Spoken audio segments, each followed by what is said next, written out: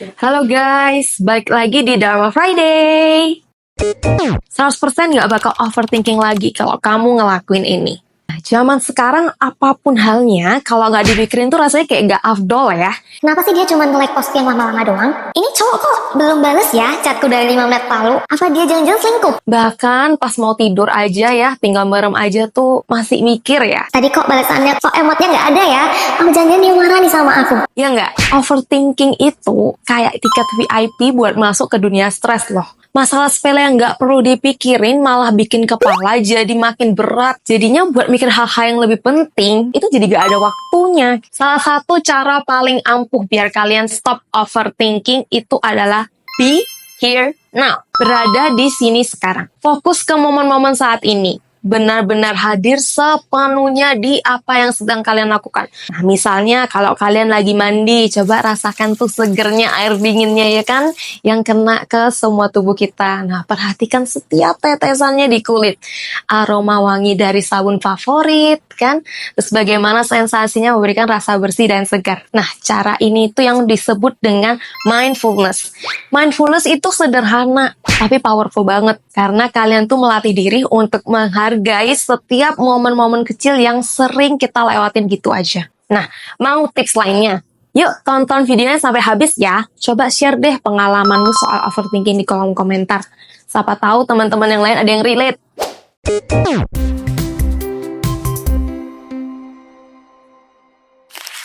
Overthinking, masalah besar dari hal-hal kecil. Overthinking itu biasanya muncul karena kita tuh terlalu banyak mikirin hal-hal yang sebenarnya ya nggak perlu buat kita perhatiin. Nah, contohnya nih, kamu kirim hai ke temanmu, tapi kok 2 jam kemudian belum dibalas-balas ya chatnya ya? Langsung tuh kepikirannya mulai kemana-mana. Apa jangan-jangan dia lagi marah? Atau akunya nyebelin nih? Atau ada sesuatu yang salah yang aku ucapkan? Padahal dia tuh mungkin bisa jadi ya, cuman tidur siang lah, HP-nya lowbat, tapi kamunya malah buat drama sendiri ya, buat skenario-skenario di kepala gitu. Terus ada yang bikin kamu overthinking makin parah nih, ketika pesannya kalau lagi dihapus. Waduh, langsung tuh makin mikir-mikir tuh. Jangan-jangan dia mau sesuatu yang jahat nih. Aduh, apa nih ya yang dia omongin ya? Kenapa ya? Padahal dia cuma salah kirim, bisa jadi mungkin dia cuma tipe doang. Kebiasaan ini tuh yang bikin energi kamu tuh jadi draining karena mikir hal-hal yang nggak penting. Nah, kalau dibiarin ya, ini overthinking nggak cuma ganggu mental kita, tapi itu malah bikin fisik kita juga jadi capek. Relate nggak? Yuk lanjut ke bagian berikutnya. Kenapa kita suka overthinking? Nah, sekarang kita bahas. Kenapa sih overthinking tuh sering muncul ya? Jawabannya tuh simple loh. Karena otak kita itu dirancang untuk nyari jawaban. Nah, ketika ada sesuatu yang nggak jelas ya, ada yang dipertanyakan, otak kita tuh langsung aktif kayak detektif tuh. Tuh, mulai cari-cari, mengungkap tuh kenapa ya. Tapi masalahnya, otak itu sering terlalu bersemangat. Nah, hal-hal kecil kayak balasan oke aja itu bisa dianggap masalah besar. Kenapa?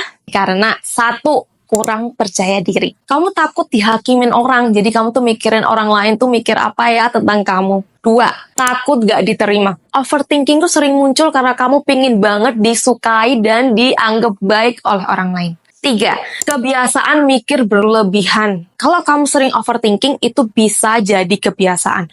Otakmu tuh jadi terlatih untuk overanalyze setiap hal-hal kecil. Jadi solusinya gimana dong? Tenang, kita bakal bahas langkah-langkah praktisnya yang bisa bikin kamu stop overthinking. Tapi, apa sih hal sepele yang bikin kamu overthinking? Coba ya share di kolom komentar. Be here now.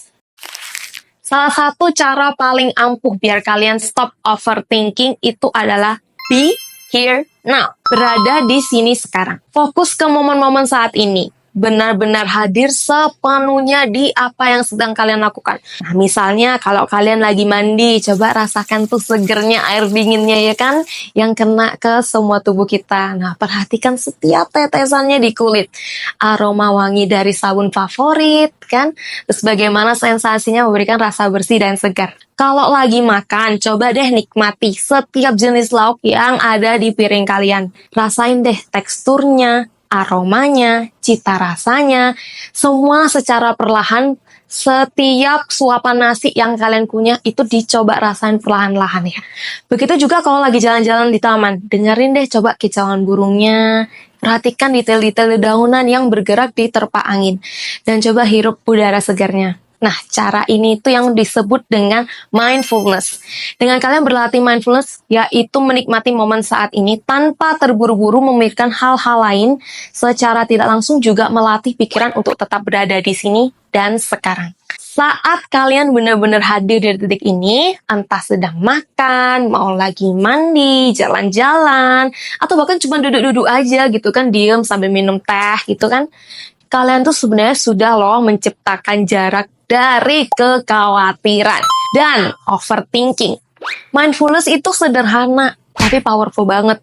Karena kalian tuh melatih diri untuk menghargai setiap momen-momen kecil yang sering kita lewatin gitu aja. Dalam Buddhisme, praktik mindfulness dikenal sebagai sati, yang memiliki arti perhatian, khususnya dalam aspek samasati, atau kesadaran benar. Saat menjalankan praktik mindfulness, orang tuh harus merenung atau memusatkan pikiran penuh kepada 4 hal, yaitu perenungan terhadap tubuh, perenungan terhadap perasaan, perenungan terhadap kesadaran, dan perenungan terhadap bentuk-bentuk pikiran, seperti yang telah dibahas dalam Satipatthana Sutta. Cara mempraktikkan mindfulness dalam kehidupan sehari-hari yaitu dengan cara berlatih bermeditasi. Dengan melatih meditasi, seseorang bisa menyadari bahwa pikiran dan perasaan itu sifatnya sementara. Dan karenanya tidak perlu terlalu melekat atau terjebak di dalamnya. Mindfulness dalam Buddhisme bukan hanya tentang ketenangan, tapi juga cara untuk memahami diri sendiri dan realitas dengan lebih dalam. Tanyakan lagi pada diri sendiri. Nah, sebelum aku jelasin nih inti dari tips-tips ini, aku tuh mau ceritain loh sebuah kisah menarik dari kisah Buddhis.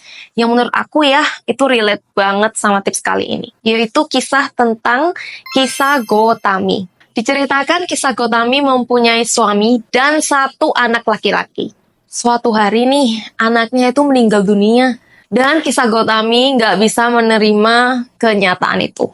Dia tuh jadinya overthinking tentang apa yang akan dikatakan dan dilakukan oleh orang-orang sekitarnya.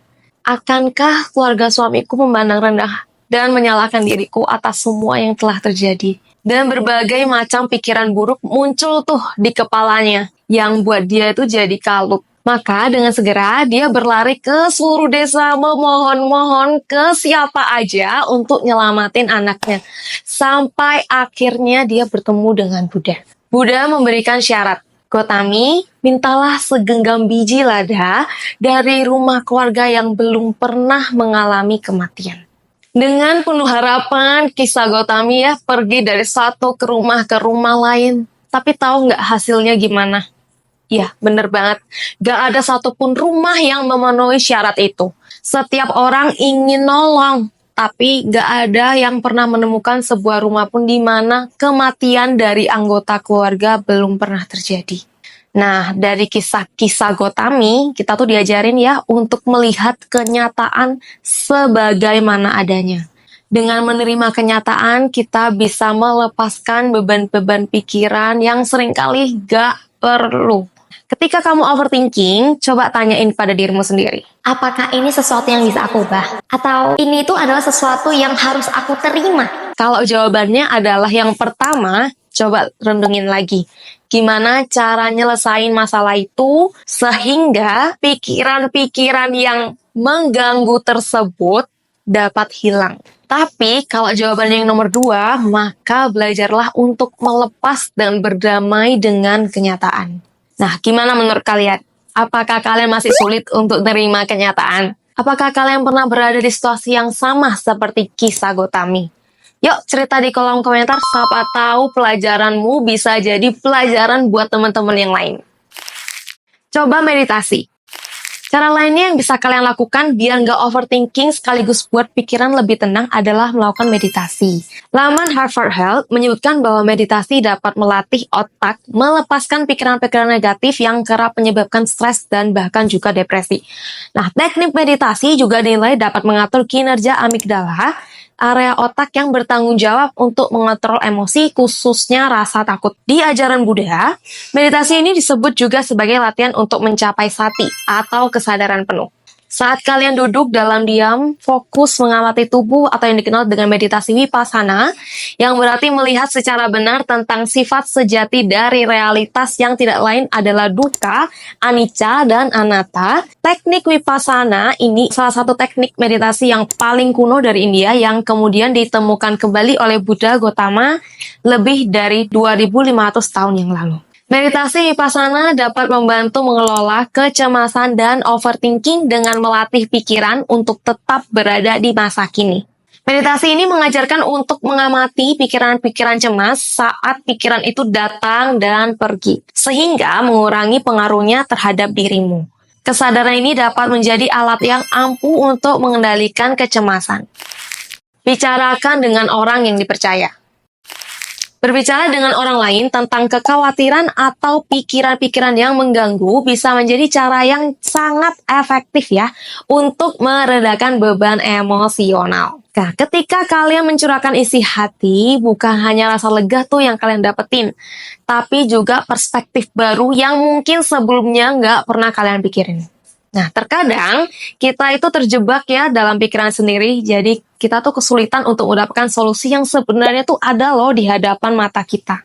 Makanya jangan ragu untuk menemui orang-orang yang kalian percayai. Selain itu, dukungan moral yang kalian dapatkan dari mereka bisa menjadi pengingat bahwa kalian tidak sendirian. Ada orang-orang yang peduli dan siap membantu. Jadi, teman-teman, overthinking tuh sebenarnya cuma ilusi pikiran yang kita buat sendiri ya. Masalahnya seringkali nggak sebesar yang kita pikirin. Dengan menerapkan tips-tips tadi, kamu bisa punya hidup yang lebih santai dan bebas dari beban pikiran. Dan yang paling penting, selalu ingat, hidup terlalu singkat buat dihabiskan mikirin hal-hal kecil yang nggak penting. Kalau kamu punya tips lain atau pengalaman soal overthinking, coba ya tulis di kolom komentar, siapa tahu tipsmu bisa membantu orang lain. Oke teman-teman, terima kasih ya udah mau nonton video ini. Ikuti konten-konten kita selanjutnya yang bakal bahas tentang kehidupan seputar agama Buddha yang informatif dan pastinya seru. Kalau ada yang mau kasih revisi, pertanyaan, atau nambah ini pendapat-pendapat, bisa langsung tulis aja di kolom komentar. Nanti kita bakal diskusin bareng-bareng. Jangan lupa buat like, comment, and subscribe biar kalian gak ketinggalan update seputar Buddha. Bye-bye!